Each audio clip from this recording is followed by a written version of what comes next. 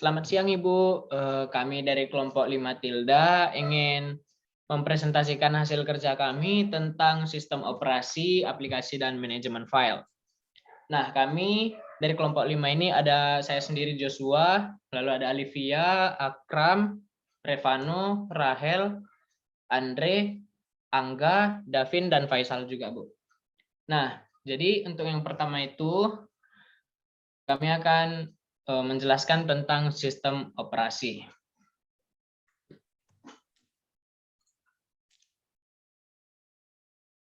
Nah, jadi apa sih sistem operasi itu? Nah, sistem operasi adalah perangkat lunak yang terletak pada harddisk atau memori komputer yang bertugas untuk mengatur dan manajemen hardware dan software yang berada pada komputer. Nah, sistem operasi itu dapat dikatakan sebagai pengelola perangkat lunak dan perangkat keras pada sebuah komputer, atau berperan untuk mengkondisikan komputer agar bisa menjalankan program atau aplikasi sesuai dengan keinginan dari user.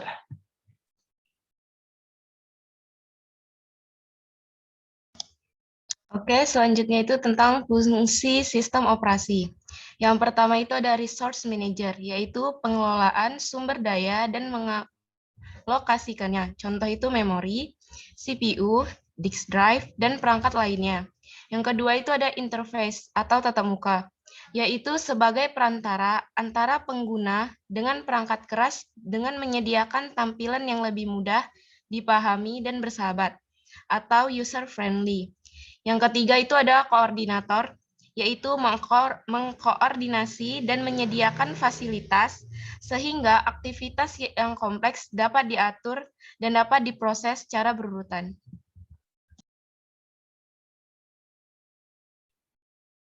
Oke, selanjutnya contoh dari sistem operasi. Yang pertama ada MS-DOS atau Disk Operating System. MS-DOS ini merupakan sistem operasi yang paling lama. Tampilannya berbeda dengan sistem operasi komputer yang instruksinya dilakukan lewat tulisan. Kelebihannya adalah tidak banyak menghabiskan memori komputer.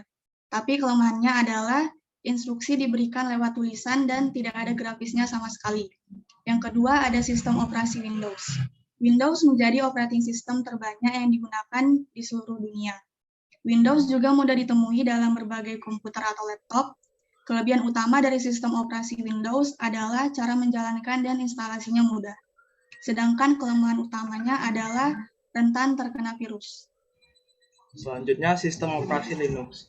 Sistem operasi Linux memungkinkan penggunanya untuk melakukan modifikasi untuk meningkatkan kinerja sistemnya. Kelebihan utama dari sistem operasi Linux ialah bisa dimodifikasi sesuai kebutuhan. Tetapi hal ini hanya bisa dilakukan oleh orang yang paham teknologi.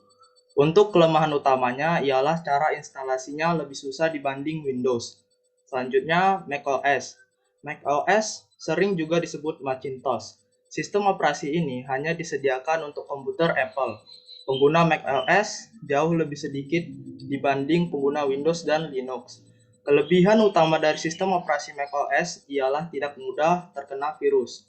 Sedangkan kelemahan utamanya ialah menjalankan sistem operasinya agak lebih susah dibanding Windows dan Linux. Nah, jadi untuk yang kedua itu kami akan menjelaskan tentang aplikasi. Pengertian aplikasi.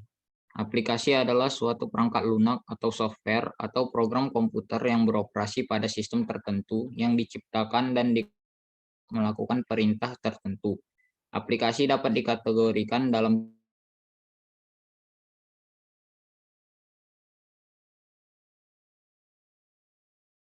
tiga kelompok, diantaranya yang pertama, yang kedua ada aplikasi web, yaitu aplikasi yang dijalankan menggunakan komputer atau menggunakan komputer dan koneksi internet.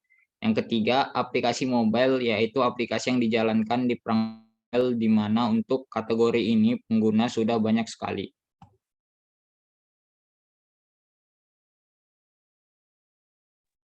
Selanjutnya ada fungsi aplikasi.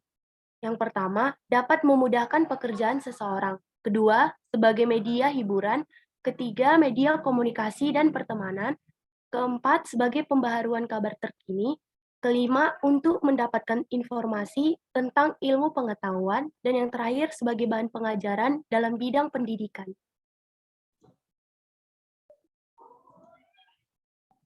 Yang berikutnya ada klasifikasi dan jenis aplikasi. Yang pertama ada real-time software, yaitu klasifikasi aplikasi yang dapat berguna dalam mengamati, mengendalikan, maupun menganalisa sebuah keadaan di dunia nyata secara langsung. Yang kedua ada sistem software, yaitu aplikasi yang berguna untuk mengendalikan serta mengolah proses operasi internal yang ada pada sistem komputer. Yang ketiga ada business software, yaitu aplikasi yang dibuat untuk membantu keperluan bisnis seseorang. Salah satu contohnya adalah mengatur sistem keuangan, mendata jumlah pesanan, dan masih banyak lagi. Yang keempat ada personal computer software, yakni sebuah aplikasi yang digunakan pengguna resmi maupun pribadi. Yang kelima ada web-based software, yang merupakan aplikasi dengan fungsi sebagai media penghubung pengguna pada internet secara langsung. Yang keenam ada engineering and scientific software, yang merupakan aplikasi yang dibuat dan dikembangkan guna membantu manusia menyelesaikan berbagai masalah yang ada. Hanya saja masalah tersebut bersifat secara khusus, yakni non-algoritmik.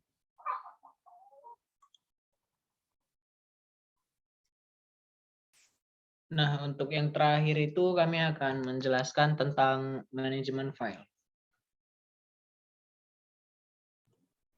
Pengertian dari manajer file sendiri itu adalah sebuah metode dan struktur data yang digunakan oleh sistem operasi pada komputer untuk mengatur dan mengorganisir file yang ada pada disk ataupun memori.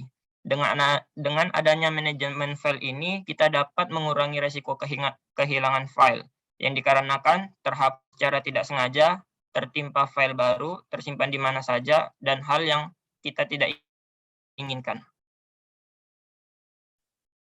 Selanjutnya ada fungsi manajemen file. Nah, yang pertama dapat memudahkan pekerjaan. Nah, yang kedua dapat memudahkan kita dalam menemukan filenya.